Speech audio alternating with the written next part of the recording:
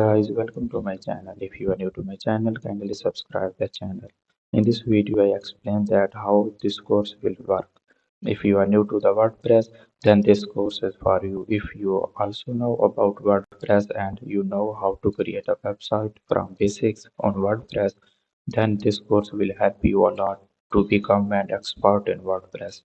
So I recommend that the beginner or intermediate level or WordPress designer must join this course because here I will explain the basics of WordPress from start to the expert level.